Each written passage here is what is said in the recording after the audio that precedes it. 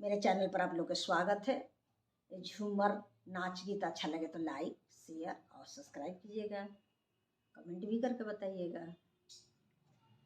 एक पियायाना माँ के पातर, एक पियायाना माँ के पातर दूसरे रखावे, ले हो झुलुफिया दूसरे रखावे, ले हो झुलुफिया।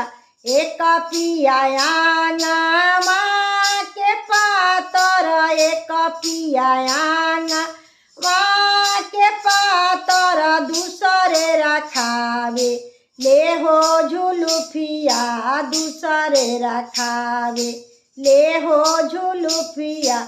झुलुफी में टीका बाहो अटकले, झुलुफी में टीका बाहो अटकले, काहे के रखावे, लाहो झुलुफिया काहे के रखावे, लाहो झुलुफिया।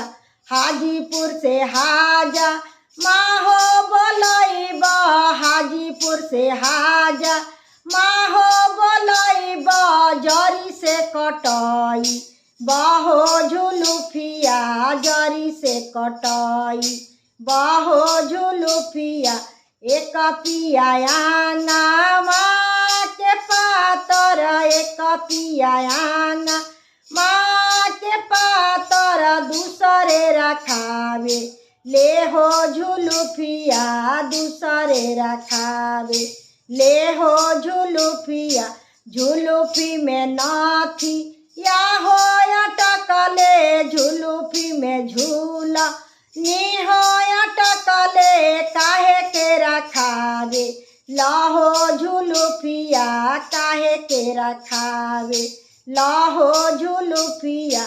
हाजीपुर से हाजा माहो बोलैबा, हाजीपुर से हाजा माहो बोलैबा, जरी से कटाई बाहो झुलुफिया, जरी से कटाई बाहो झुलुफिया। एक पियायाना माँ के पातर, एक पियायाना माँ के पातर दूसरे रखावे, ले हो झुलुफिया दूसरे रखावे, ले हो झुलुफिया।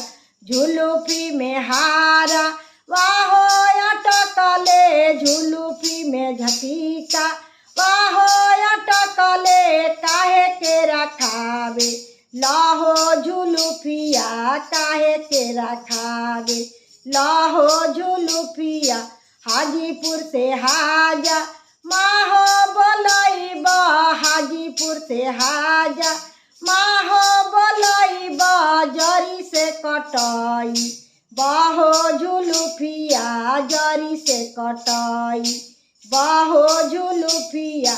एक पियायाना माँ के पातर, एक पियायाना माँ के पातर दूसरे रखावे, ले हो झुलुफिया दूसरे रखावे, ले हो झुलुफिया दूसरे रखावे, ले हो झुलुफिया दूसरे।